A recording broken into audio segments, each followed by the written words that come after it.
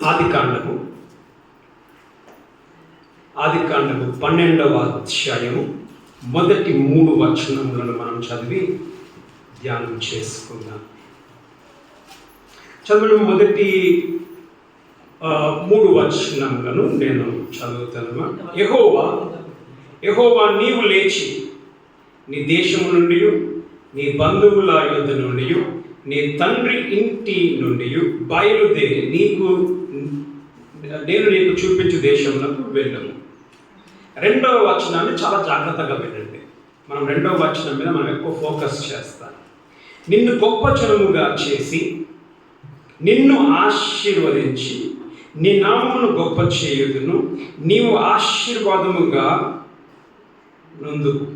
నిన్ను ఆశీర్వదించు వారిని ఆశీర్వదించదను, నిన్ను దూషించు వారిని శపించదను. భూమి యొక్క సమస్త వంశములు నీ యందు ఆశీర్వదింపబడునని అబ్రహాముతో అనగా, ఇక్కడ మనకి కనిపించే పదం, మాటి మాటికి వచ్చే పదం ఏంటిదమ్మా? ఆశీర్వాదం. సంతోషంగా చెప్పారు. ఆదివారాన్ని నువ్వు అడిగాను నేను ప్రశ్న, ఎందుకు చాలా మంది చర్చికి రారు అని అంటే, ఆదివారం ఏమన్నాం మనము? ఆదివారము మేము రాకపోతే మాకు డబ్బులు వస్తాయి. డబ్బుని మనం ఏమంటాం? ఒక ఇంట్లో చాలా డబ్బు ఉంది అనుకోండి, వాడు డబ్బుతోటి బిల్డింగ్లు కడతా ఉన్నాడు, కార్లు ఉన్నాయి, మనం ఏమంటాం? అరే వాడికి ఎంత ఆశీర్వాదం ఉంది అంటాం కదా. అంటమనమా? ఎంత ఆశీర్వాదం! ఈ ఆశీర్వాదం అనే పదము కొరకు, ఈ ఆశీర్వాదం కొరకు నీవు ఆదివారాలు నువ్వు చర్చికి రావు. ఎందుకు రాలేదమ్మా అంటే, అమ్మ ఏమంటారు అంకుల్, ఆవు పాలు ఎక్కువ ఇస్తుంది కాబట్టి నీ డబ్బులు ఎక్కువ వస్తాయి, లేకపోతే ఆ పనికి ఈ పనికి పోతే డబ్బు ఎక్కువ వస్తుంది. ఆశీర్వాదం కావాలి. చర్చిలలో కూడా చాలా మంది చాలా చర్చిలకు వెళ్తూ ఉంటారు. కొన్ని చర్చిలలో జనాలు ఉండరు, కొన్ని చర్చిలలో జనాలు ఎక్కువగా ఉంటారు. కారణం ఏం తెలుసా? అక్కడ చెప్పే వాక్యాలు ఆశీర్వాదం మీదనే వాక్యం చెప్తారు. కాబట్టి ఆశీర్వాదం గురించి ఎక్కువ ఎక్కడ మాట్లాడతారో అక్కడికి ఎక్కువ మంది వెళ్తారు. అది అందరికీ ఇష్టము కూడా. జ్యోతిషుల దగ్గరికి వెళ్తారు కదా, చేతి చూపించుకొని. ఎందుకు పోతారు? నాకు ఏం రేఖలు? ధనరేఖ అంటారు. ఇంకా కిందికి రేఖ ఉంటాయి కొన్ని. కింది రేఖలు ఏం రేఖలు? పైకి పోయేదంటే ధనరేఖ, కిందికి పోయే రేఖ ఏం రేఖ అన్నా? దరిద్రపు రేఖ. దరిద్రపు రేఖ కొరకు ఎవరు పోరు, అందరు పోయే రేఖ వరకు ధనవంత రేఖ. పైకి పోయే రేఖ చూడండి, కిందికి పోయే రేఖ ఎవరికి ఇష్టంగా ఉండదు. ఈరోజు మనము నేర్చుకునేది దరిద్ర రేఖ గురించి కాదు, ఆశీర్వాద రేఖ. ఖుషి కదా? ఎక్కడైతే బైబిల్లో అనేక సందర్భాలలో వాక్యము 2 రకాలుగా వెళ్తుంది. ఆశీర్వాదం గురించి మాట్లాడుతుంది, శాపం గురించి మాట్లాడుతుంది. శాపం గురించి మాట్లాడితే ఎవరికి కొద్ది ఇష్టం ఉండదు. ఆశీర్వాదం గురించి మాట్లాడితే సూపర్, మళ్ళా పోవాలి, అదే చర్చికి పోవాలా. ఎవడైనా కొట్టినట్టు మాట్లాడితే ఆ చర్చ వద్దురా బాబు. ఏదేమైనా ఈరోజు వాక్య అంశము నీవే ఆశీర్వాదం. ఏంటిది మా వాక్యాంశము? నీవే ఆశీర్వాదము. You are a blessing. నీవే ఆశీర్వాదము అని అంటే ఇక్కడ ఏమి ఉంది తెలుసమ్మా? ఇందులో పరిపూర్ణమైన మాట కనిపిస్తుంది. మనకి నీవే ఆశీర్వాదము అనే పదం మనకు చాలా మందికి ఇష్టం ఉండదు. నాకే ఆశీర్వాదం అనేది చాలా మందికి ఇష్టం. అర్థమైందా? ఇప్పుడు ఎవరైనా వచ్చి బాబన్న పట్టుకొని, బాబన్న నీవే ఆశీర్వాదం అని అంటే, ఓహో ఇదేమో నాకేం బదర్కిలేమో పోవాలేమో అని అర్థమైందమ్మా. నీవే ఆశీర్వాదం అంటే నేనేమో వీరికి ఇవ్వాలేమో, లేకపోతే ఏంటమ్మా నీకే ఆశీర్వాదం. ఏది ఇష్టం మనకి? ఏది ఇష్టమ్మా? నాకే ఆశీర్వాదం ఇష్టమా? ఇప్పుడు ఎవరైనా అనుకొని నీకే ఆశీర్వాదం అనేది ఇష్టమా, లేకపోతే నీవే ఆశీర్వాదం అనేది ఇష్టమా? నీవే ఆశీర్వాదం ఇష్టమా? నీకే ఆశీర్వాదం ఇష్టం, కానీ నీవే ఆశీర్వాదం ఎవరికి ఇష్టం ఉండదు. ఎందుకంటే నీవే అని అంటే అక్కడ నీకు బొక్కపడుతుంది. ఏం బొక్కపడుతుంది? నీవు పోతే ఎక్కడికి కిందికి. ఇప్పుడు ఇక్కడ కూర్చున్న మనలో ఎంతమందికి ఈ రెండిట్లో ఏది ఇష్టము? నీవే ఆశీర్వాదం ఇష్టమా, నీకే ఆశీర్వాదం ఇష్టమా? ఏది ఇష్టం? నాకే ఆశీర్వాదం ఇష్టమా, నేనే ఆశీర్వాదం ఇష్టమా? ఏది ఇష్టమ్మా? Very good. ఏది? నేనేనా? ఇక్కడ కూర్చున్న మనలో చాలా మంది 90%, 90% నాకే ఆశీర్వాదం అనే స్థితి మనది. చాలా తక్కువ మంది నేనే ఆశీర్వాదం అనేది చాలా తక్కువ. నాకు తెలిసి 99% మనుషులు మనలో కూర్చున్న వాళ్ళు నాకే ఆశీర్వాదం, కానీ నేనే ఆశీర్వాదం అనేది వాక్యం విన్నాక మీరు చెప్తారు మీరు ఏ స్థితిలో ఉన్నారు. అర్థమైందమ్మా? వాక్యం విన్నాక మీరు అంటారు నాకే ఆశీర్వాదం అనే స్టేజ్లో నేను ఉన్నానా, లేకపోతే నేనే ఆశీర్వాదం అనే స్టేజ్లో నేను ఉన్నానా అని మీరు వాక్యం అయిపోయినాక మీరు చెప్పగలుగుతారు. కాబట్టి వాక్యం అయిపోయినాక నా గురి, నా యొక్క ఉద్దేశం ఏంటంటే నేనే ఆశీర్వాదం అని చెప్పే స్థాయికి మీరు రావాలి. ఎందుకంటే యేసు ప్రభు దేవుడు ఇక్కడ అబ్రహామును పిలిచినాక దేవుడు అయినా అక్కడ 4 రకాల ఆశీర్వాదాలు అక్కడ మనకు కనిపిస్తాయి. 2వ వచనంలో ఆ 4 రకాల ఆశీర్వాదాలను మనం ధ్యానం చేసినప్పుడు మనకు కనిపించేది ఏం తెలుసా? దేవుడు అబ్రహాముతో చెప్పింది ఒకటే మాట, నీవే ఆశీర్వాదం. నీవే ఆశీర్వాదం. ఏంటిదిమా? నిన్ను ఎక్కడ ముట్టినా నువ్వు ఆశీర్వాదమే. నీలో ఆశీర్వాదం ఉంది, నీవే ఆశీర్వాదముగా ఉంటావు. 2 విషయాలు. ఆశీర్వాదము అని అంటే అర్థం ఏంటంటే ప్రతి దాంట్లో వర్ధిల్లుట, ప్రతి దాంట్లో మనం పెరగాలి. ఈ పదము చాలా సందర్భాలలో పెద్ద మనుషులు చెప్తూ ఉంటారు, ముసలి వాళ్ళు. అప్పుడప్పుడు నేను బండి మీద, చాలా మందికి అయ్యింది, బండి మీద వెళ్తున్నప్పుడు పెద్ద ముసలి వాళ్ళు, ఆడవాళ్ళు కానీ మగవాళ్ళు కానీ తాతలు బండ ఆపుతారు. ఆపగానే దేవుడే నేను తీసుకొచ్చిందని అంటారు. అక్కడే ఖుషి అయిపోతుంది. బండి దిగినాక దేవుడు నేను సల్లగా పెట్టాలంటాడు. ఎంత ఖుషి అవుతుంది మన నిజంగా. అది అయ్యింది కాంతి వేరే మాట. కానీ ఆ పెద్ద మనుషులు, ఆ తాతలు చెప్పే మాట, బిడ్డ దేవుడు నిన్ను సల్లగా, ఇదేంటిది మా ఇది ఆశీర్వాదం. తల్లిదండ్రులు బిడ్డలు ఏం చేస్తారమ్మా? ఆశీర్వదిస్తారు. బిడ్డ పిల్లలు పాపలతో చల్లగా నూరేళ్ళు వర్ధిల్లు అని చెప్పి అని అంటారు. ఇది ఆశీర్వాదం. ఇక్కడ ఆశీర్వాదము నాకు వద్దు అన్న వాళ్ళు ఎంతమంది ఉన్నారమ్మా? ఇక్కడ ప్రతి ఒక్కరికి ఆశీర్వాదం కావాలి. ఈరోజు వాక్య అంశమే ఆశీర్వాదము. నీవే ఆశీర్వాదం. కాబట్టి చాలా జాగ్రత్తగా మనం వెళ్దాం. మనం గమనించండి, మనం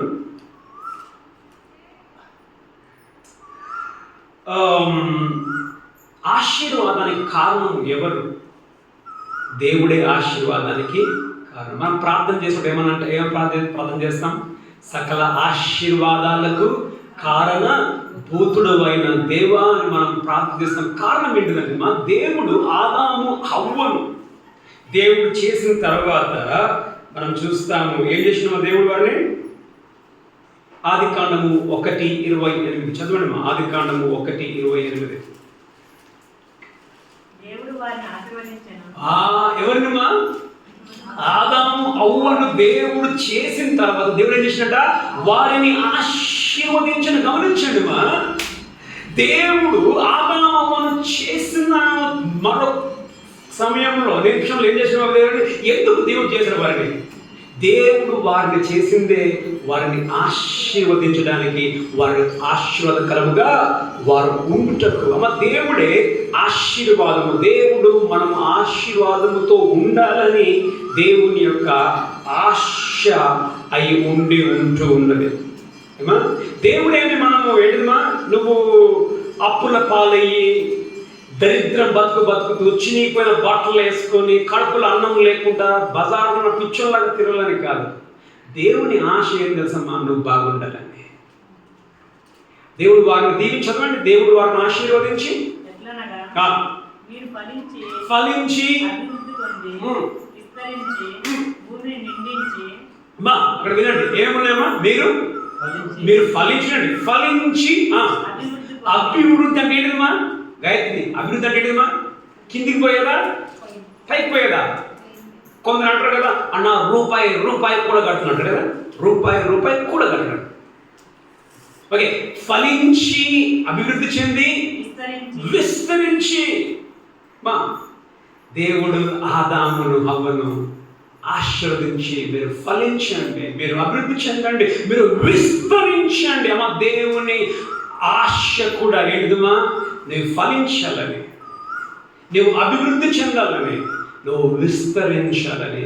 అదే మాట దేవుడు అబ్రహాముతో కూడా అంటూ ఉన్నాడు. మరి 2వ వచనంలో మనకి ఎన్ని ఆశీర్వాదాలు ఉన్నాయో అక్కడ చూడండి. మీరు ఎన్ని ఆశీర్వాదాలు ఉన్నాయో? 1, నిన్ను గొప్ప జనముగా చేస్తాను. 1, నిన్ను ఆశీర్వదించుతాను. 2, నీ పేరును గొప్ప చేస్తాను. 3, నీవు ఆశీర్వాదముగా ఉండు. ఎన్నున్నాయి అక్కడ? ఎన్నున్నాయమ్మా బాబన్నా? ఎన్నున్నాయన్నా? 4 అని ఇట్లు చూపిస్తాడు. 4 అని ఇట్లు చూపిస్తున్నాడు. 4 ఉన్నాయి. మొదటి ఆశీర్వాదం, నీవే ఆశీర్వాదం. మొదటి ఆశీర్వాదం 2వ వచనం చూస్తే నిన్ను గొప్ప జనముగా చేసి అని మనం చూస్తాం. నిన్ను గొప్ప జనముగా చేసి దేవుడు ఎవరమ్మా అబ్రహామును పిలిచినప్పుడు ఆయనకి ఎవరు లేరమ్మా? పిల్లలు లేరు అబ్రహాముకి. అబ్రహాముకు పిల్లలు లేని అబ్రహాముతో దేవుడు ఏమని వాగ్దానం చేస్తున్నాడు? నిన్ను గొప్ప జనముగా చేసి. అర్థం ఏంటంటే మా దేవుడి యొక్క మొదటి ఆశీర్వాదం ఏంటంటే నీ కుటుంబాన్ని నేను ఆశీర్వదిస్తాను, నీ బిడ్డలను నేను ఆశీర్వదిస్తాను. 2 రకాల ఆశీర్వాదాలు దేవుడు అబ్రహాముతో చెప్పాడు ఇక్కడ. మొదటి ఆశీర్వాదం ఏంటి తెలుసా? నిన్ను గొప్ప జనముగా చేసేటది నీ కుటుంబాన్ని నేను దీవిస్తాను. ఇప్పుడు ఇక్కడ ఎంతమందికి నీ కుటుంబం శాపించబడాలని, నా కుటుంబము శాపముతో ఉండాలని ఎంతమంది? ప్రతి ఒక్కరికి ఏం ఆశమా? నా కుటుంబం ఎట్టుండాలా? నా బిడ్డలు మేము ఆశీర్వాదకరంగా మేము ఉండాలి అని ఆశ ఉంటుంది. సో దేవుడు ఏమంటే నిన్ను గొప్ప జనముగా చేసి. 2 ఆశీర్వాదాలు ఇక్కడ ఏంటంటే నీకు ఏంటిదమ్మా, నీకు సంతానాన్ని ఇస్తాను, నీకు పిల్లల్ని ఇస్తాను. 2వ ఆశీర్వాదం మనం చూస్తాము 3వ వచనంలో మనం చూస్తాం. 3వ వచనం చివరి భాగంలో భూమి యొక్క సమస్త వంశములు నీ యందు ఆశీర్వదింప ఏమా భూమి యొక్క సమస్త వంశములు నీ యందు ఆశీర్వదించబడదు. 2 రకాల ఆశీర్వాదాలు. మొదటి ఏంటిది? నీకే పిల్లల్ని ఇస్తాను. 2వది ఏంటిది? నీకు ఎంతమంది పిల్లల్ని ఇస్తానంటే భూమి మీద ఉన్న సకల వంశములు నీ బిడ్డల ద్వారా, నీ కొడుకు ద్వారా ఆశీర్వదింపబడతారు. దేవుడు చెప్పింది ఎప్పుడు తెలుసామా? పిల్లలు లేనప్పుడు. 11:30 చదవండి. 11:30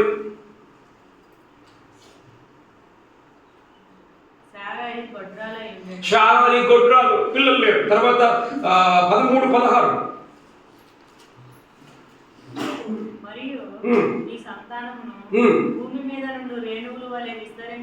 ఏమంటున్నా దేవుడు? నీ సంతానమును ఎట్లంట?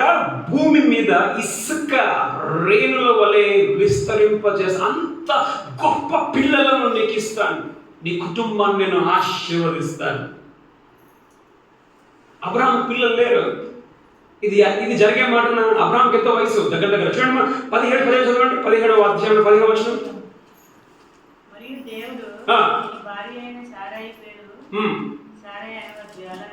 ఓకే చదవండి.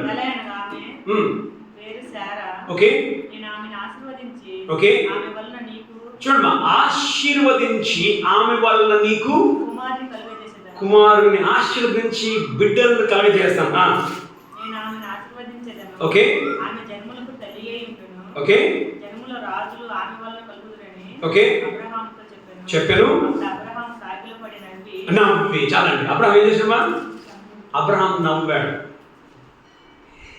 ఇంత వయసున్న ఈ 90 సంవత్సరముల ముసలిది బిడ్డలను కంటుందా? అంతమందికి ఆశీర్వదకరంగా ఉంటుందా? ఒకడే లేడు, అంతమంది ఆశీర్వదింపబడతారా? తర్వాత 18లో 12 చదవండి.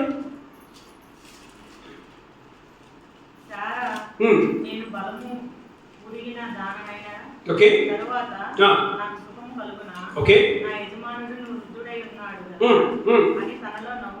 ఇప్పుడు శారా కూడా ఏం చేసిందమ్మా? శారా కూడా నవ్వుకుంది. అబ్రహాము నవ్వుకున్నాడు, శారా కూడా నవ్వుకుంది, మాకు పిల్లలు పుడతారా. కానీ అది ఎవరి మాట? మాది అది దేవుని మాట. ఏమని మా? నిన్ను గొప్ప జనముగా చేస్తాను. మరి నీ కుటుంబానికి దేవుడు నిన్ను బట్టి నీ కుటుంబాన్ని ఆశీర్వదించాలని దేవుని ఆశ. అది చదవండి మా 21:2. ఎట్లనగా దేవుడు అబ్రహాముతో చెప్పిన నిర్ణయ కాలములో శారా గర్భవతి అయి అతని ముసలితనమందు అతనికి కుమారుని కనెను. ఇప్పుడు కుమారుని కనిందా కనలేదా? దేవుడు చెప్పిన మాట నెరవేరిందా నెరవేరలేదా? కొడుకు పుట్టాడు. తర్వాత మనం చూస్తాం. అందులో చదవండి 5వ వచనం చదవండి. 21:5. అబ్రహాము కుమారుడైన ఇస్సాకు అతనికి పుట్టినప్పుడు అతడు 100 ఏళ్ల వాడు. ఇప్పుడు ఒక మాట దేవుడు చెప్పాడు, మాట ఇచ్చాడు, నేను ఆశీర్వదిస్తానని ఆశీర్వదించాడు. ఇస్సాకు పుట్టాడు. బాగానే ఉంది. ఇప్పుడు మన గ్యాస్ పెట్రోల్ గురించి కష్టమవుతుందా లేదా? ఎంతమంది గ్యాస్ కష్టమవుతుందా? గ్యాస్ కష్టం. చిన్నపిల్లలకి ఏమన్నది అన్నం ఇంట్లో తల్లిదండ్రులకు మాత్రమే గ్యాస్ గురించి కష్టం తెలుసు. ఇప్పుడు ప్రస్తుతం మన గ్యాస్ అందడం లేదు, పెట్రోల్ రేట్ పెరిగిపోయింది. దానికి కారణం ఎవరు తెలుసామా?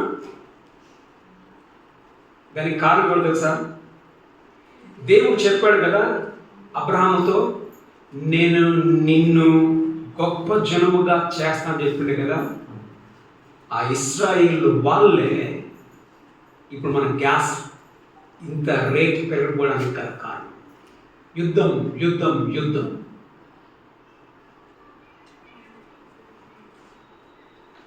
వాళ్ళు అటు ఓటమిని అంగీకరించడం లేదు కదా, వాళ్ళు యుద్ధం చేస్తూ ఉన్నారు. కాబట్టి చూడమ్మా, దేవుడు చెప్పిన మాట నిన్ను గొప్ప జనముగా చేసి ఇశ్రాయేలు వాళ్ళు ప్రపంచ దేశంలో మనం చూస్తే ప్రపంచంలో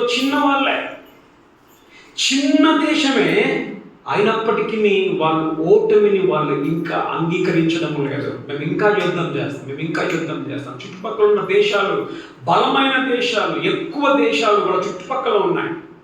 ఎక్కువ దేశాలు ఉన్నా కానీ ఎడుమా ఇశ్రాయేలు ఓటమిని అంగీకరించడం లేదు, ఓడిపోవడం లేదు. అందుకే మనకు ఈ ధరలు. ఒకటి, దేవుడు చెప్పినట్లుగానే దేవుడు గొప్ప జనముగా చేశాడు ఇప్పుడు ఇశ్రాయేలు. తర్వాత మనం 3వ వచనం చూస్తున్నాం. ఏంటమ్మా? భూమి యొక్క సమస్త వంశములు నీ యందు. మొదటి ఆశీర్వాదం ఏంటిది? నీ యొక్క సంతానము నేను ఆశీర్వదిస్తాను, అంటే నీ బిడ్డలను. రెండవది ఎట్లాంటి ఆశీర్వాదం అంట? భూమి యొక్క సమస్త వంశములు అంటే అర్థం ఏంటిది? ఇశ్రాయేలు మాత్రమే కాదు, శారీరకంగా పుట్టిన వాళ్ళు ఎవరు తెలుసమ్మా? ఇశ్రాయేలీయులు. వాళ్ళ ఆశీర్వబడ్డవాళ్ళు. మనం భూమి యొక్క సమస్త వంశములు ఆశీర్వబడతాయనంటే అబ్రహాము కుమారుడు ఇస్సాకు అట్లా ఎవరు వచ్చిండ్రమా? యేసు ప్రభు నమ్మిన మనము ఎవరి బిడ్డలం? మనము యేసు ప్రభు పిల్లలం. యేసు ప్రభు ఎవరు కొడుకుమా? అబ్రహాము కొడుకు. అంటే మనం కూడా ఎవరి పిల్లలమ్మా? మనం కూడా అబ్రహాం పిల్లలమే. ఇప్పుడు ఆ మాట నెరవేరలేదా? మొదటిదిగా కడుపులో పుట్టిన ఇస్సాకు వంశం ఇశ్రాయేలీయులు వాళ్ళు ఆశీర్వదింపబడ్డారు. తర్వాత లోకంలో ప్రజలందరూ కూడా ఆశీర్వదింపబడ్డారు. దేవుడు అబ్రహాం చెప్పాడు, ఏం చెప్పాడమ్మా? నిన్ను గొప్ప జనముగా చేస్తాను. మా దేవుడు ఈరోజు చెప్పే మాట, బాబు నీ కుటుంబాన్ని నేను ఆశీర్వదిస్తాను. దేవుడు చెప్తూ ఉన్నాడు.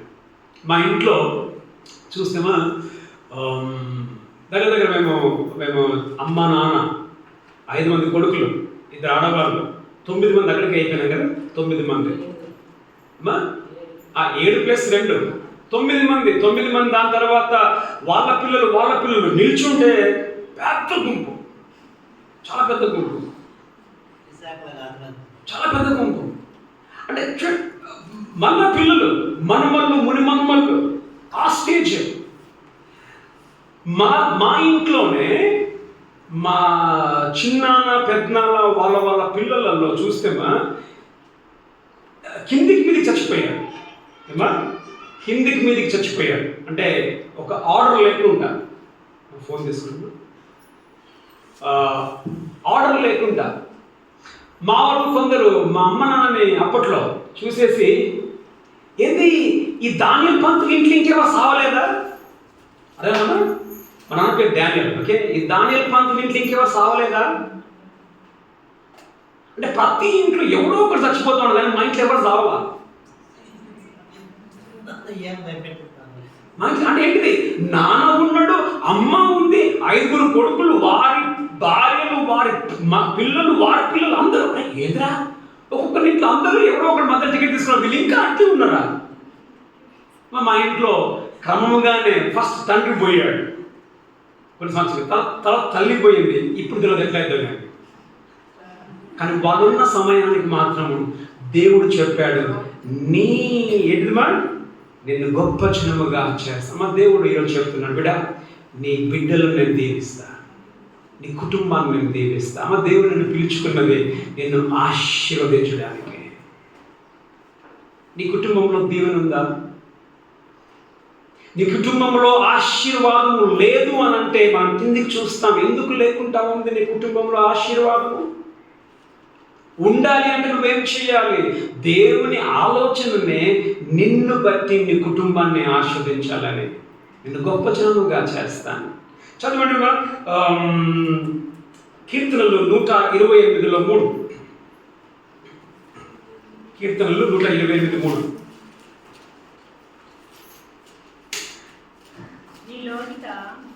నీ భార్య ఫలించు ద్రాక్షావల్లి వలె ఉండును. ఓకే, నీ భోజనపు బల్ల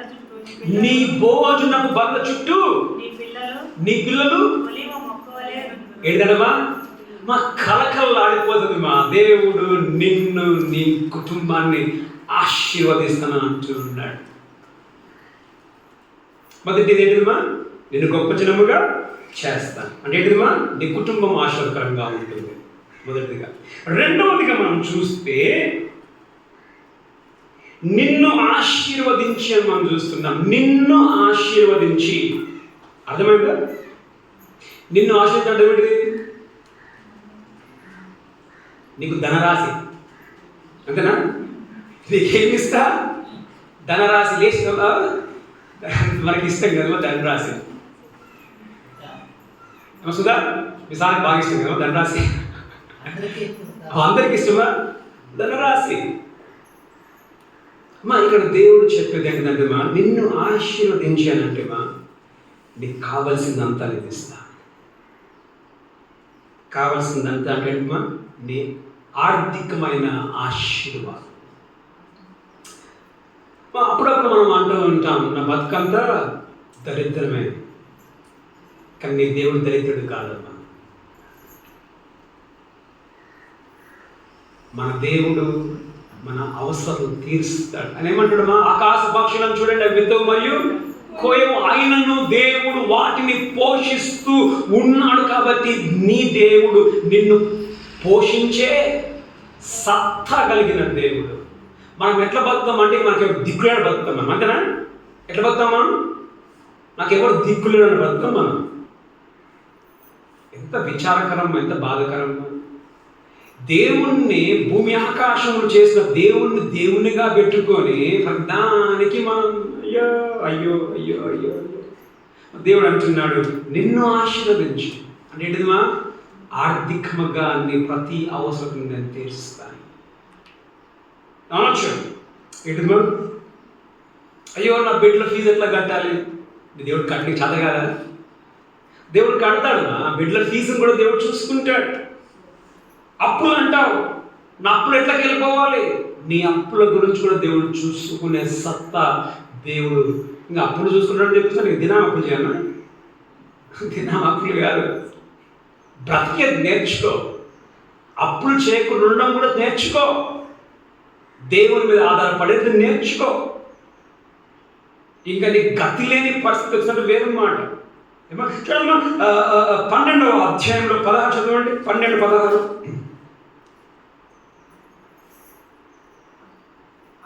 అందువలన అతనికి గొర్రెలు గొడ్లు. అమ్మా, ఈ అబ్రహాము ఐగుప్తు రాజు ఏం చేసిందంటే తన భార్య మీద కన్నేశాడు. తర్వాత భయం అయిపోయింది.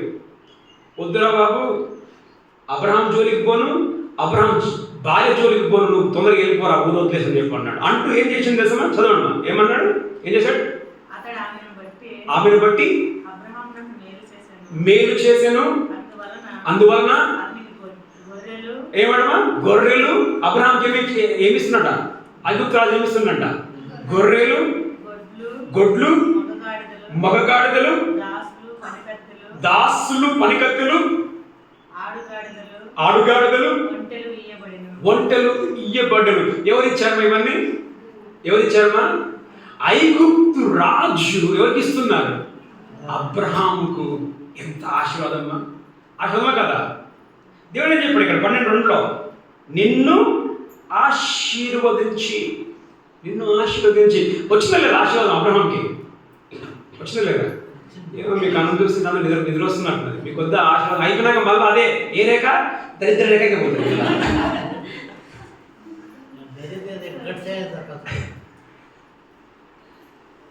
మీకు ఒకళ్ళు చూస్తే అట్లాగే అనిపిస్తుంది. మీకు ఇది వద్దు అనుకోండి. ఏంటిది? నిన్ను ఆశీర్వదించి. వద్దు సార్, దేవుడు ఆశీర్వదించవద్దు, మేమే కష్టపడి మేమే ఆశీర్వాదం పొందుకుంటాం అనుకున్నట్టున్నారు మీరు ఇక్కడ. వద్దు మా, వినండి మా. నిన్ను ఆశీర్వదించి. ఐగుప్తు రాజు చూడండి ఎన్ని ఉన్నాయి మా అక్కడ. గొర్రెలు ఇచ్చాడనంటే ఆ పని మనుషులు, మగవాళ్ళని, ఆడవాళ్ళను, ఆవులను. చదవడమ్మా 12లో 13లో 2 చదవండి. 13లో 2 చూడమ్మా. అబ్రహాము వెండి బంగారము, అబ్బా చూడమ్మా, వెండి బంగారము పశువులు కలిగి బహుధనవంతుడు. అమ్మా, దేవుని మాట నెరవేరలేదా? నిన్ను ఆశీర్వదిస్తానని చెప్పన్నాడు. బంగారం ఇంకా ఇప్పుడు బంగారం రేట్ ఎక్కడ ఉంది? ఎక్కడుందా బంగారం రేట్? ఏడో ఉంది. మన మోడీ అంటాడు, ఏమంటాడు మోడీ? బంగారం కొనుక్కోకండి అమ్మా, పెట్రోల్ పోసుకోకండి అమ్మా, ఇళ్ళలో కూర్చోండి అమ్మా అంటా ఉన్నాడు. అబ్రహాముకి ఏముంది మా? బంగారము, వెండి, పశువులు, తర్వాత బహు ఉంది అక్కడ. మా దేవుడు మాట ఇచ్చాడు, నిన్ను ఆశీర్వదించి. అమ్మ, నీ దేవుడు నిన్ను బహుగా ఆశీర్వదిస్తాడు. దేవుడు చెప్పాడు అబ్రహాముతో, దేవుడు చేశాడు. మనకు బహు ఆశీర్వాదమా? మన బతుకులు చూస్తే బహు ఆశీర్వాదం కాదు. మనం ఎట్లా తెలుసా? ఆ బంగారం కొరకు చర్చిని బంద్ చేసి మనం పనులు చేసుకోవాలి, కానీ దరిద్రమే. దేవుడు ఏమన్నాడు? మొదట నా నీతిని, రాజ్యమును వెతుకుడి, అప్పుడు అవన్నీ మీ వెనకాల వస్తాయి. ఏం మీ వెనకాల వస్తాయి? నీకు కావలసిన, నీ బిడ్డ పెళ్ళికి కావలసిన బంగారం నీ వెనక వస్తుంది. ఎప్పుడు? మొదట నా నీతిని, రాజ్యమును వెతకండి. అర్థమేంటిది? మొదట నువ్వు చర్చికి రామ్మా ఆదివారం పూట, అప్పుడు నీ వెనకాల బంగారం వస్తుంది. అప్పుడు నీకేం కావాలో అది నీ వెనక వస్తుంది. మనం ఏం చేస్తాం అన్న? చర్చికి వస్తే ఏమొస్తుంది అన్న? తోటలో కూర్చుంటే ఏమొస్తుంది? 500 రూపాయలు వస్తుంది. ఇట్లా 500 చేస్తే ఏమొస్తుంది? ఏమొస్తుందా? బంగారం ఎంత వస్తుందా? ఎంత బంగారం రాదు, ఎంత బంగారం రాదు. కొందరికి తృప్తే ఉండదు. అమ్మా వినండి, కొందరికి తృప్తే ఉండదు బంగారం ఉన్నా.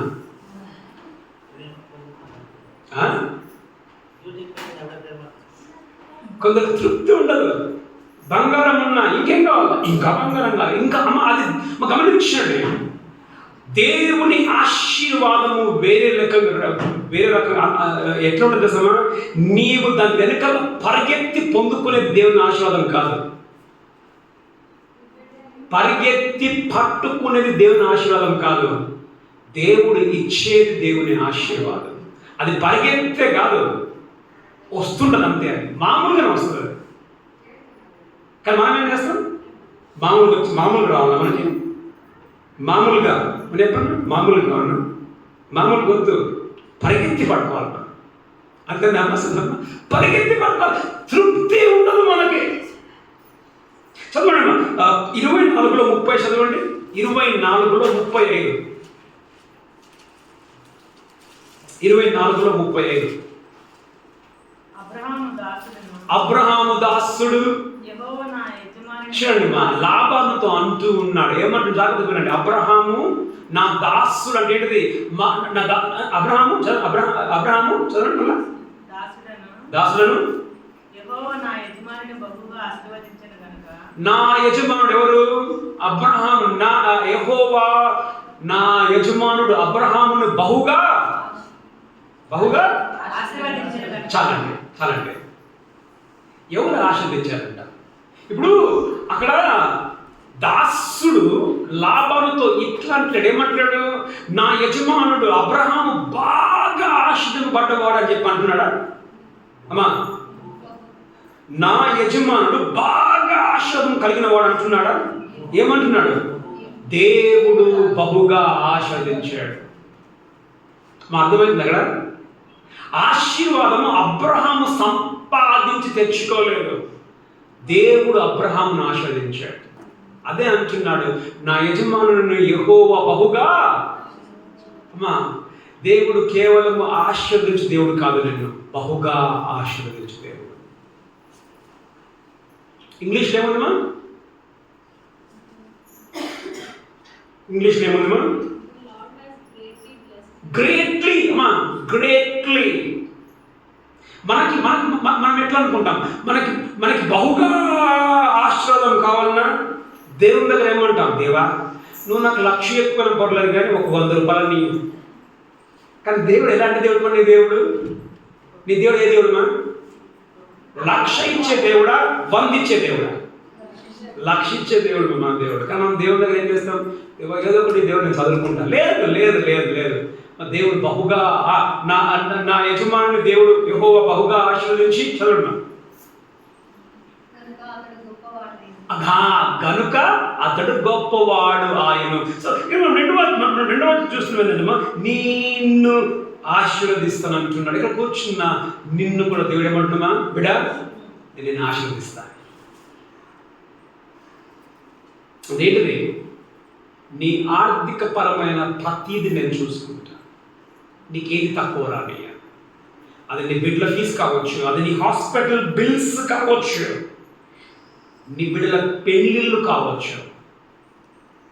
అయ్యో నా బిడ్డ పెళ్ళట్లేదు, అయ్యో ఇంతగానో కట్నాలు ఉన్నాయే, ఇంతగానో బంగారం వేయాలమ్మా. దేవుడికి సత్తా ఉంది, దేవుడిని ఆశీర్వదిస్తాడు. అదే మాట అంటాడు, తీసపనిలేదు కానీ ఫిలిప్పీ 4:19 దేవుడు తన ఐశ్వర్యము చొప్పున మీ ప్రతి అవసరతను ఉందా లేదా? చదువుమా ఫిలిప్పీ 4:19.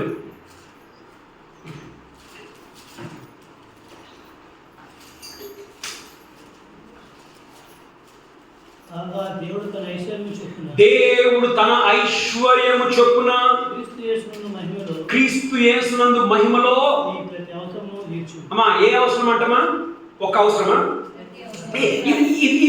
ఇది కాదు బిడ్డ, అది చేస్తా అంటున్న దేవుడు. ప్రతి అవసరం అంటే అర్థమేంటమ్మా? నీ బిడ్డల ఫీజు కూడా దేవుడు చూసుకుంటాడు. దేవుడు ఖచ్చితంగా మన కింద దేవుడు మాట ఇస్తే మాట నిలబడేది. మొదటి ఏంటి మా ఆశీర్వాదం? మొదటి ఏంటి ఆశీర్వాదం?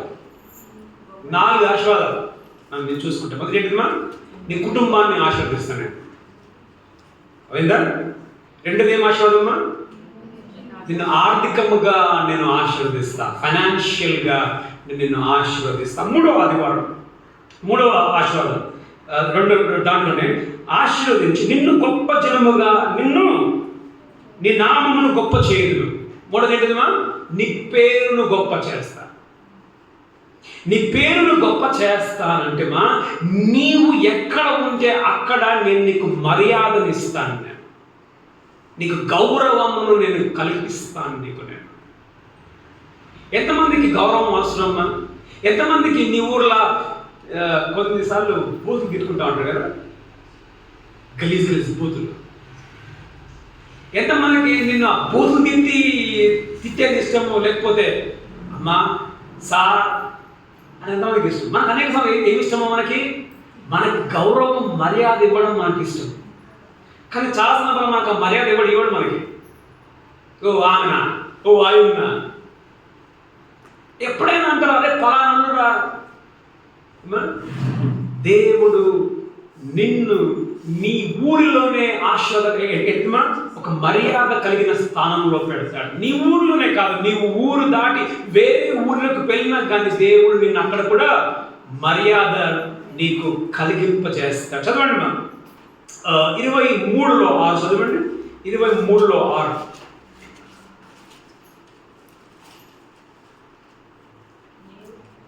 ఓకే, 23లో 4 చదవండి. 4 చదివిన తర్వాత 6 చదవండి. అబ్రహాము ఊరు కాని ఊరిలో ఉన్నాడు. పరదేశి అంటున్నాడు ఇక్కడ. నేను మీ మధ్యలో పరవాసిగాను ఉన్నాను, దిక్కులేని వానిగా ఉన్నాను. నా భార్య చచ్చిపోయింది, పాతి పెట్టడానికి ఏం చేస్తున్నా మా పాపం బతిమాడుకుండా, అయ్యా మా ఊరు కాదయ్యా, ఊరి వదిలి మీ ఊరికి వచ్చాను, నాకు కొంచెం జాగేయండి అయ్యా, నా భార్యను ఏం చేస్తాను నేను పాతి పెడతానని అబ్రహాము మాట్లాడుతూ ఉన్నాడు. చెప్తున్నప్పుడు వాళ్ళు ఏమంటున్నారు అక్కడ 6వ వచనం ఏమంటున్నారు? మా శ్మశాన భూములలో అతి శ్రేష్టమైన దాని యందు పాతిపెట్టుము.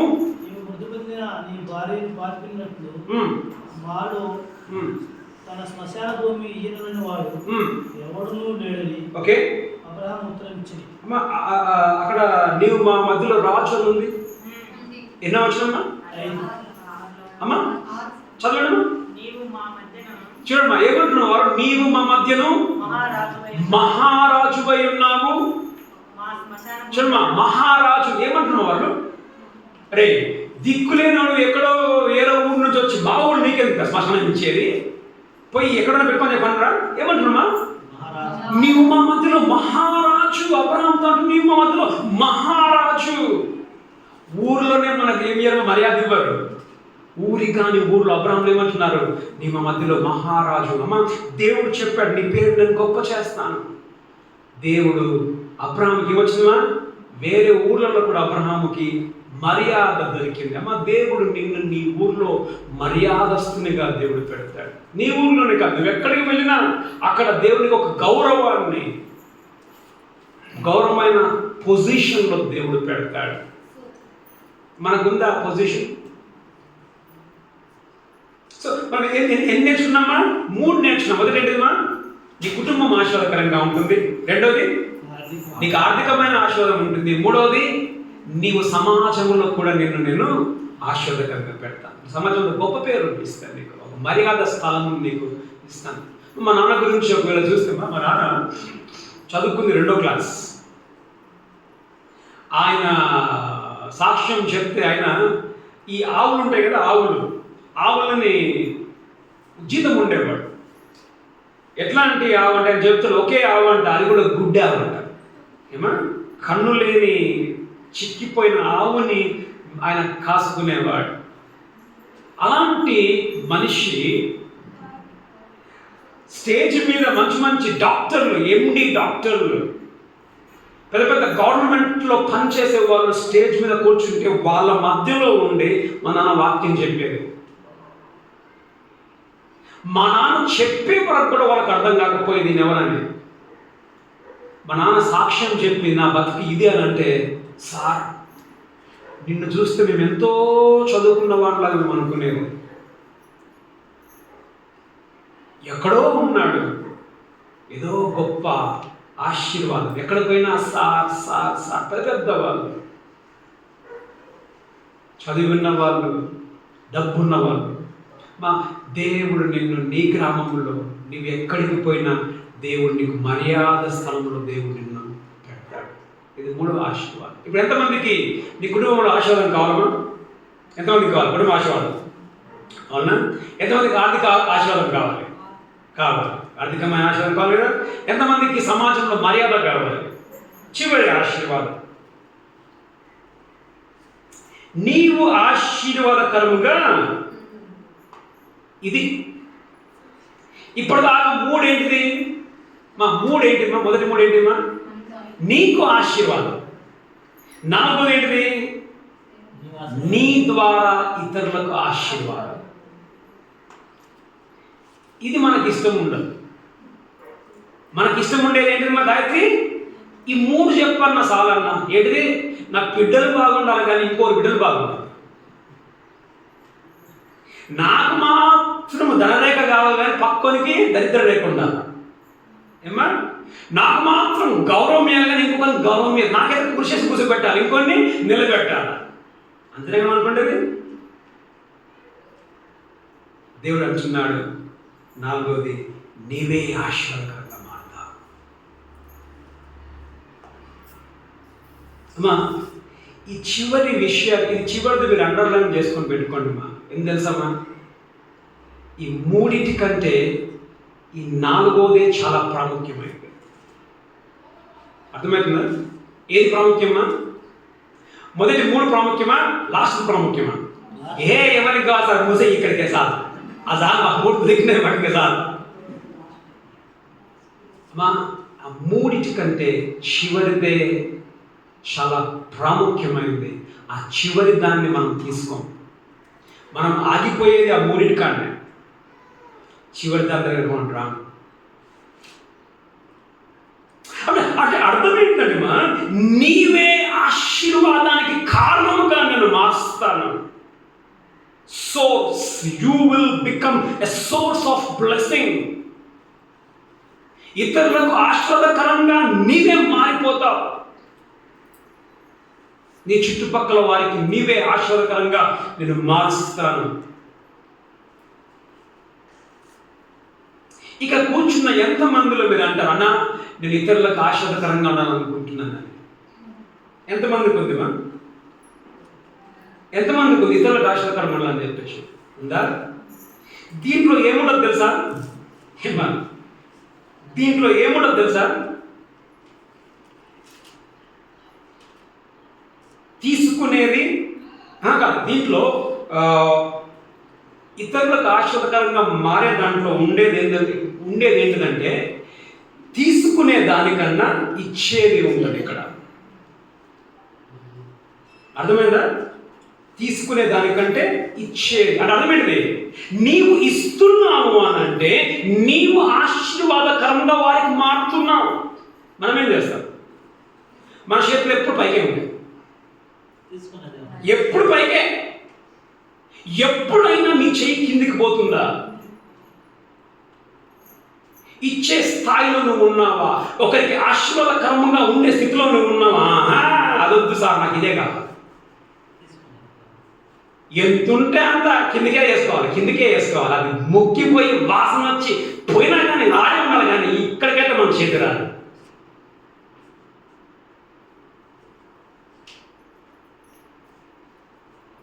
మా దేవుడు మా ఆశీర్వాదము పరిపూర్ణం ఎప్పుడు కాదు తెలుసామా? చివరిది నీలో లేకపోతే నువ్వు ఆశీర్వదింపడ్డావు, దానికి కాదు. నువ్వు అనొచ్చు, నాకు ఏమున్నాయి, బంగ్లాలో కార్లు ఉన్నాయి. నీ బంగ్లాలో కార్లు ఇతరులకు ఆశీర్వాదకరంగా మారకపోతే అది ఆశీర్వాదము కానే కాదు. అది ఏం తెలుసమ్మా? దేవుడు నీకు బంగ్లాలో కార్లు లక్షలు ఇచ్చింది ఎందుకు తెలుసమ్మా?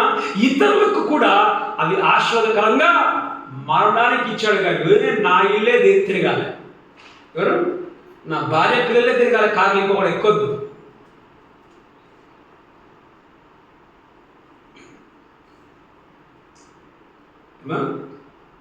సో నిజముగా నీవు ఆశీర్వదింపబడ్డావు అని అంటే ఈ నాలుగవది లేకపోతే ఏం లేదమ్మా?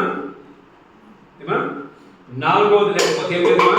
ఈ మూడు ఉన్నావన్న గ్యారంటీ. ఆశీర్వాదం రెండు రకాలు. ఆశీర్వాదం పరిపూర్ణం ఎప్పుడైతే తెలుసా? ఎప్పుడు పరిపూర్ణం అవుతుందంటే నీకు వస్తువు ఉంది, అదేవిధంగా నీవు ఆశీర్వదింపబడుతూ ఉన్నావు ఒకటి, నీ ద్వారా ఆశీర్వాదం ఇంకొకరికి పోతుంది అన్నప్పుడే అది నిజమైన ఆశీర్వాదం. అర్థమవుతుందా?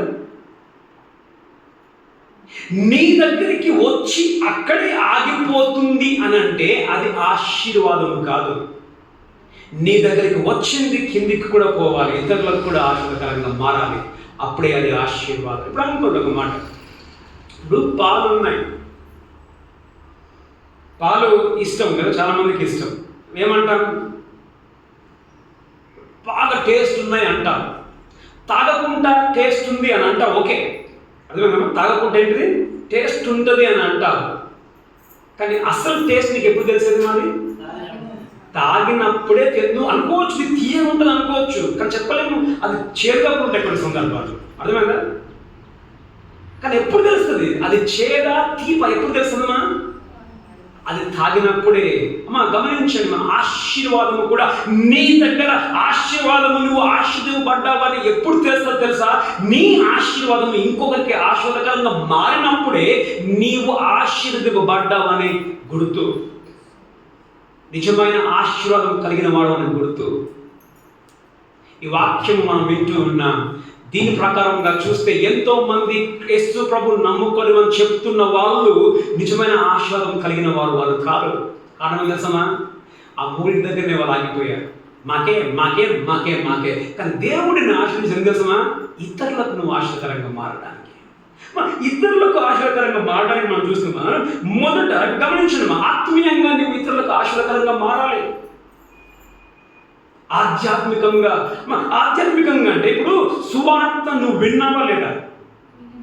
విన్న నువ్వు ధన్యుడవా కాదా? ఎందుకు ధన్యుడు వచ్చింది?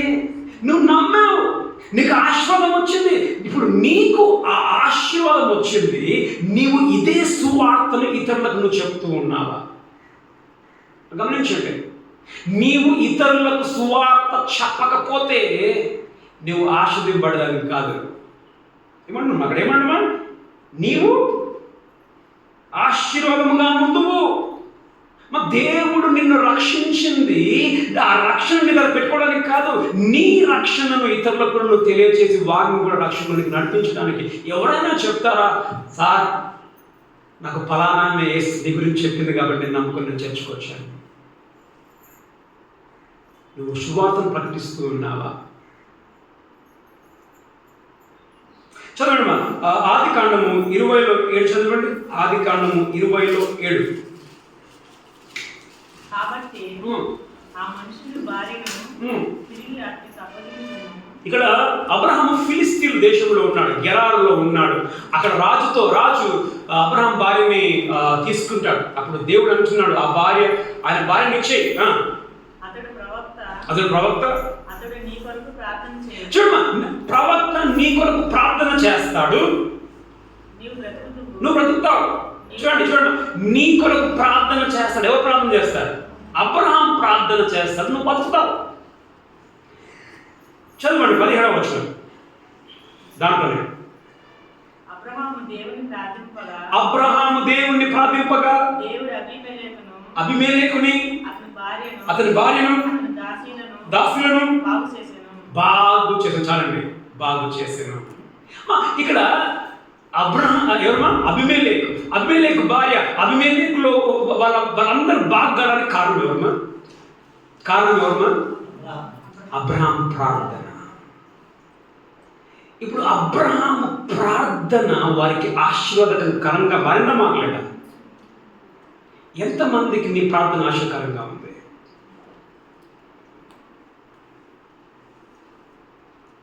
అసలు నీ ప్రార్థన ఏ విధంగా ఉంది?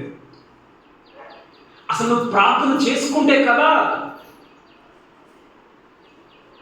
మనం ఎప్పుడు చూడు ప్రార్థన చేయాలి. అసలు మొదట అంటే ప్రార్థన మనం చేయము. అసలు నువ్వు ప్రార్థన చేసే వ్యక్తి అయితే నువ్వు చర్చికి రాకుండా నువ్వు ఉండలేవు.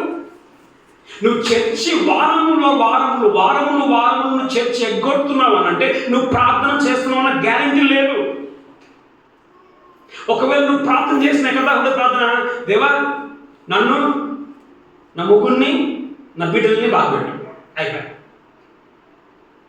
ఎప్పుడైనా దేవుడి కొరకు ప్రార్థన చేస్తున్నావా నువ్వు? ఎప్పుడైనా ఎవరి కొరకు, దేవా మా సంఘములో ఫలానా ఆమెకి డబ్బులు లేవు, ఫీజు కట్టుకునేకి వారికి సహాయం చేయి, ఫలానా ఆమెకి ఆరోగ్యం బాగలేదు, నువ్వు బాగు చేయి. నీ ప్రార్థన వారికి ఆశీర్వాదకరంగా మారుతుందా? చెప్పండి మరి, ఎంతమంది సోనేపురం చర్చికి వచ్చే మీరు సోనేపురంలో ప్రతి ఒక్కరు ప్రార్థన చేస్తున్న చేతండి మరి, ప్రతి ఒక్కరి కొరకు అబద్ధం మాట్లాడదు, ఎత్తకపోయిన పర్లేదు కానీ పాస్టర్ కొరకు కాదు, ప్రతి విశ్వాసి కొరకు. మన ప్రార్థనలు ఇతరులకు ఆశీర్వదకరం. మా దేవుడు నిన్ను ఆశీర్వదించింది నీ ద్వారా ఇతరులను ఆశీర్వదించడానికి. నువ్వు స్వార్థం ప్రకటిస్తున్నావా? నువ్వు ప్రార్థన చేస్తున్నావా ఇతరుల కొరకు? చదవండి, అపోస్తుల కార్యము 20:34. అపోస్తుల కార్యము 20:34. నా అవసరముల నిమిత్తమును చూడండి, నా అవసరముల నిమిత్తమును నాతో ఉన్నవారి నిమిత్తమును ఈ నా చేతులు కష్టపడినవని నీకే తెలియదు. చూడమ్మా, ఏమన్నా మన చదవండి. నా అవసరముల నిమిత్తమును నాతో ఉన్నవారి నిమిత్తమును చూడండి, నా అవసరముల నిమిత్తమును నాతో ఉన్నవారి నిమిత్తమును ఈ నా చేతులు కష్టపడినవని నీకే తెలియదు. అమ్మ పౌలు ఏమంటున్నాడు?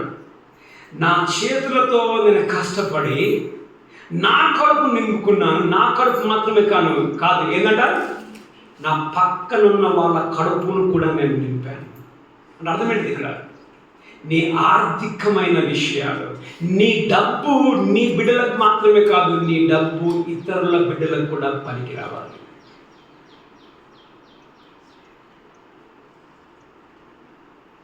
అర్థమవుతుందమ్మా? ఇక్కడ ఇది అర్థం కాదు. అన్ని ఎక్కడి నేను ఎక్కదు. ఏదెక్కడి సార్ నేను ఇవ్వాలి ఇంకొకరికి.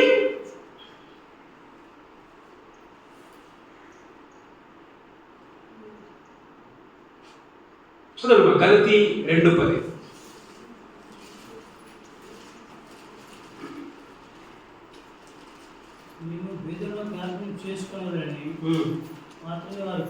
చూడమ్మా, మీరు బీదలను కోరిరి చాలమ్మా. ఆసక్తి, ఏం ఆసక్తి ఉందమ్మా? బీదలకు సహాయం చేయాలి. మా సంఘంలో అందరు పేదల్లో ఉంటారా? సంఘంలో ఉంటారా? అమ్మా, జాబులు చేసే వాళ్ళు ఉన్నారు, భూములు ఉన్న వాళ్ళు ఉన్నారు, ఇంకేమున్నాయి? జాబులు ఉన్నాయి, భూములు ఉన్నాయి, ఇంకా ముత్తాతల ఆస్తులు ఉన్నాయి. మన మునియప్పన్న నేను ఇద్దరు కాళ్ళ పోతామని చెప్తున్నాడు. సుధమ్మకి మాలూరులో ఎక్కడ జాబ్ ఉందన్న ఉందమ్మా. కోట్ల ఆస్తి, ఆమె కోట్ల ఆస్తి పర్వాలే. గమనించండి, నీ కోట్ల ఆస్తి ఎవరికి పనికి వస్తుంది? నువ్వు అంటావేమో సార్ రేపొద్దున నా కొడుకు నా కూతురు కోట్లకి. అమ్మా, అది ఆశీర్వాదము కాదది. అది ఎప్పుడు ఆశీర్వాదం తెలుసమ్మా? బైబిల్ ఏమంటున్నామా? నీవు ఆశీర్వాదముగా ఉంటావు. పౌలు అంటున్నాడు, నేను నా చేతులతో కష్టపడి నా కడుపును మాత్రమే కాదు కానీ నా పక్కన వాళ్ళ కడుపులను కూడా నేను నింపాను. పేదవారిని జ్ఞాపకం చేసుకోవాలమ్మా. సంఘంలో నీ బిడ్డకు నువ్వు ఫీజు కట్టడానికి అవుతుంది, నీకు లక్షలు ఉన్నాయి. సంఘంలో ఎవరికో బిడ్డలకు ఫీజు కట్టడానికి కాదు, నీవు వారికి సహాయం చేస్తున్నావు అని డబ్బు నుంచి. అది ఫీజుకే కావచ్చు, వేరే పిల్లల ఫీజుకే కావచ్చు, లేకపోతే వేరే వారికి హాస్పిటల్ కొరకు డబ్బులు కావచ్చు, భోజనం లేకుండా కొందరు ఉండొచ్చు, వారికి భోజనం గురించే కావచ్చు. నీ చేతి నుంచి ఏమైనా పోతున్నాయా ఎవరికైనా? ఇప్పటివరకు నువ్వు ఎంత ఇచ్చావు వేరే వాళ్ళకి? చేతునమా అంకుల్ అన్న నేను వేరే వారికి నేను ఇస్తున్నానన్న వారు ఉన్నారు. చేతున్నమా ఒకసారి. మరి నువ్వు వేరే వాళ్ళకి నువ్వు ఇవ్వడం లేదని అంటే నువ్వు ఆశీర్వదించబడ్డదానికి కాదు. మనం ఎట్లాంటి బతుకంటే అది ఇంట్లో పడి ఎదిమా ముక్క వాసన వచ్చినా పర్వాలేదు కానీ ఇంకొకరికి మాత్రం నేను ఇవ్వాలి, ఇంకోటి బాగుపడవద్దు. నా బిడ్డలు ఎక్కడికి పోవాలా? నా బిడ్డలు డాక్టర్లు, IPSలు కావాలి కానీ ఇంకొకటి బిడ్డ లేకపోవడానికి పోవద్దు. ఆశీర్వాదకరంగా ఉంటామంటే ఎంత సమయం? ఇంకొకరి గురించి నువ్వు మంచిగా ఆలోచించడం కూడా ఆశీర్వాదకరంగా ఉండడమే. బాగా అనిపిస్తుంది బెంగళూరు నుంచి వచ్చే వాళ్ళని చూస్తే. వాళ్ళు అప్పుడప్పుడు చెప్తూ ఉంటారు, వాళ్ళ మాట్లాడే గాలిలో ఉంటాయి వాళ్ళు చెప్పే లెక్కలు. లక్షలు లక్షలు లక్షలు వాళ్ళు చెప్పే మాట. అప్పుడప్పుడు నేను చెప్తాను, మన చర్చిలో కొందరికి పేద బిడ్డలు ఉన్నారు, ఏమైనా సహాయం చేయాలంటే మాట రాదమ్మా. ఎందుకు మా ఆశీర్వాదము? దేవుడు నిన్ను ఆశీర్వదించింది, నీకు లక్షలు లక్షలు దేవుడు నీకు ఇస్తుంది, ఇతరులకు నువ్వు సహాయముగా ఆశీర్వాదకరంగా ఉండడానికి. ఎవరైనా చెప్తారా రేపు పొద్దున, అంకుల్ నేను ఫలానా బాధను బట్టి నేను హాస్పిటల్కి వెళ్ళి బయటకు వచ్చాను, పలానా వాళ్ళు నా హాస్పిటల్ బిల్ కట్టారు, పలానా వాళ్ళు నాకు ఫీజు కొంచెం సహాయం చేశారు, ఎవరైనా చెప్తారా మరి రేపు పొద్దున్న నీ గురించి? నేను అదే చెప్తాను. నేను సోఫీకి, జేసన్కి, మానసకు కూడా చెప్తాను, ఉన్నానుకుంటాను, అమ్మ మీరు రేపు పొద్దున్న చదువుకున్నాక దేవుడు మీకు లక్షలు లక్షలు ఇస్తున్నప్పుడు మీరు వేరే బిడ్డలకు కొంచెమైనా మీరు సహాయం చేయాలి చదువుకోరు. ఎంతమందికి ఈ ఆశ ఉంది, అన్నా నేను ఇతరులకి నేను ఆశీర్వదకరంగా ఉంటాను డబ్బు పరంగా? ఎంతమందికి ఉందమ్మా? చేయలేదు.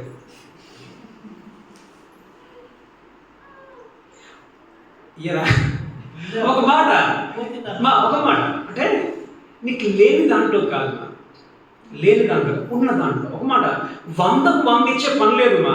90 నువ్వు పెట్టుకో, 10 వేరేళ్ళకి, 10 మందికి కూడా కాదమ్మా. బాధ ఎప్పుడు అనంటే ఆ 10 కూడా నువ్వు పెట్టుకో, అది బాధ. 90 ఇవ్వమంటలేదు నేను, 100 కాదు 10 ఇవ్వు. ఆ 10 వేరేళ్ళకి ఆశీర్వదకరం. అమ్మా దేవుడు నీకు 100 ఇచ్చిన ఎందుకు తెలుసమ్మా? ఆ 10 ఇంకొకరికి ఆశీర్వదకరంగా మాట్లాడడానికి. ఇచ్చేదాని విషయంలో అందరికి భయమే, అన్నింటిలో భయమే.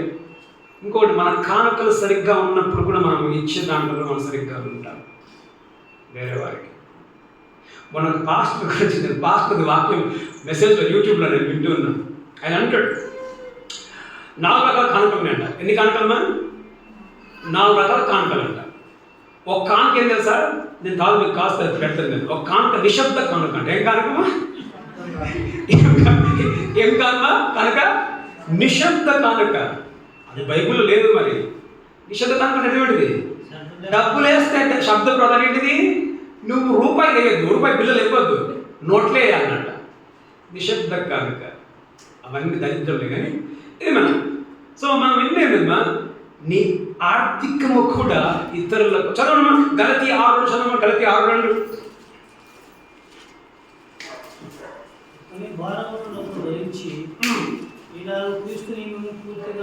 ఏదమ్మా, ఒకరి బరువుని ఒకరు మోయాలంట.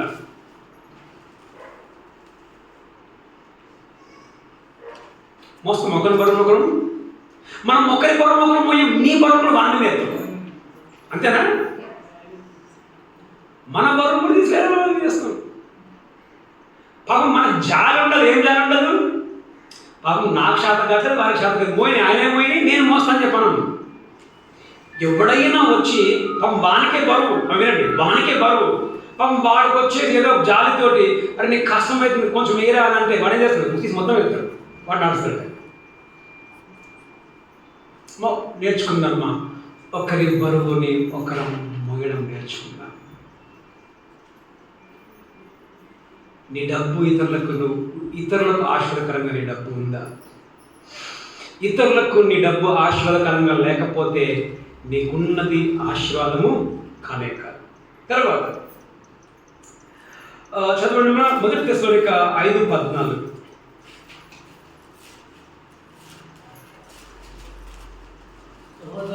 సహోదరులారా ఏమనగా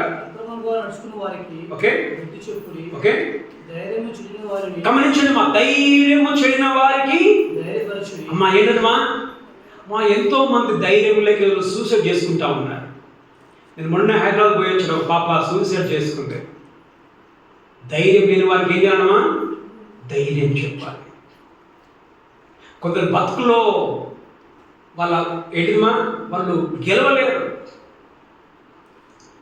నువ్వు ధైర్యం చెబుతున్నావా వేరే వాళ్ళకి? ధైర్యం చెడు వాళ్ళకి ధైర్యం చెప్పండి. ధైర్యం ఇవ్వడి. బలహీనలకు ఊతం అంటే ఏంటమ్మా? సపోర్ట్. బలహీనులకు సపోర్ట్గా నిలవంటే నీ ద్వారా ఎవరికైనా సపోర్ట్ దొరుకుతుందా? ఎవరినైనా నువ్వు ధైర్యపరుస్తున్నావా సోలిపోతున్న వారిని? కొందరు బాధపడుతుంటారు, వాళ్ళ పిల్లల గురించి బాధపడుతుంటారు, కొందరు ఇంకా దేని గురించి బాధపడుతున్నారు. అలాంటి బాధపడుతున్న వారికి నువ్వు ధైర్యం ఇస్తున్నావా? నీకు రేపు పొద్దున ఏమైనా చెప్తారా, సార్ నేను బాధలో ఉన్నాను, నాకు ఒక బలానా వాళ్ళు వచ్చి నాకు ధైర్యం చెప్పారు, అందుకే నేను ఇప్పుడు ధైర్యంగా ఉన్నానని. నువ్వు ధైర్యం ఇస్తున్నావా ఎవరికైనా? అమ్మా, దేవుడు నీకు ధైర్యం ఇచ్చింది నీ ధైర్యం ఇంకొక పనికి రావడానికి. దేవుడు నీకు బలం ఇచ్చింది ఇంకొక బలహీనతలో నువ్వు సపోర్ట్ చేయడానికి.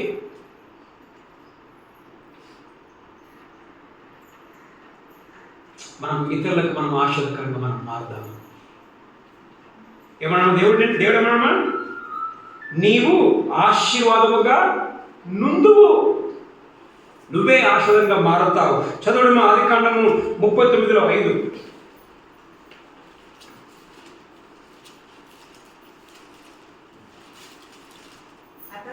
అతడు ఇది ఎవరి గురించి అంటమా? యోసేపు గురించి. అతడు తన ఇంటి మీదను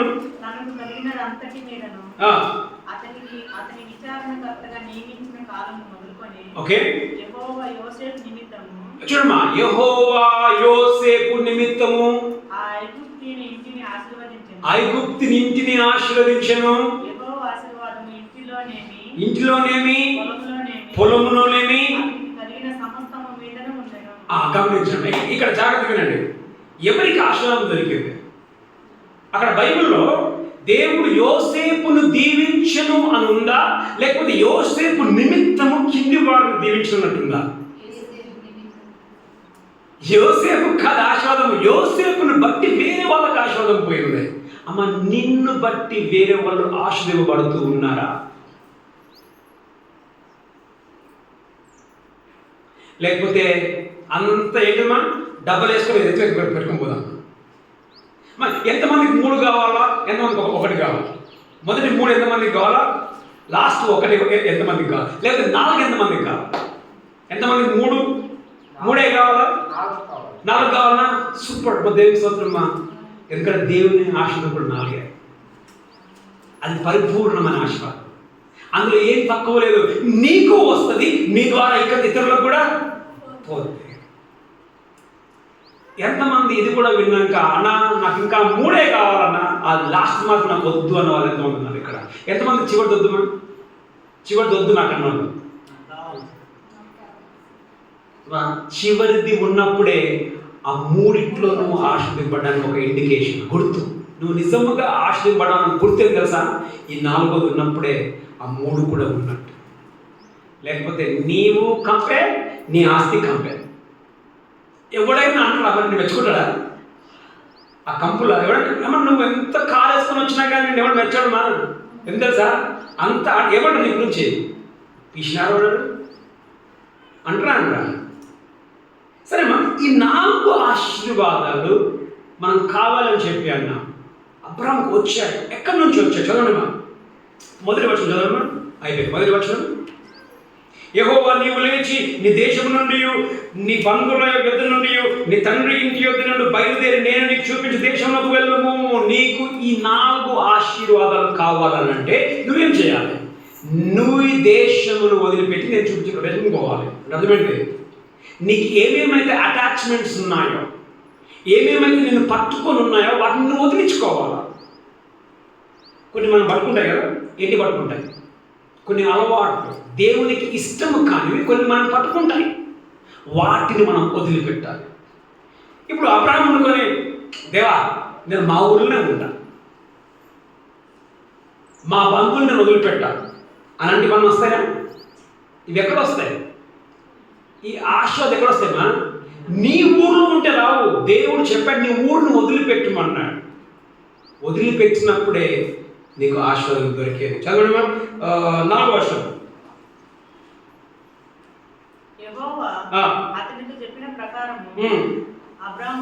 చాలండి. అబ్రహాము వెళ్ళాను. అబ్రహాం ఏం చేసినామా? దేవుడు చెప్పినట్టు మాట విన్నాడు. తర్వాత 22:18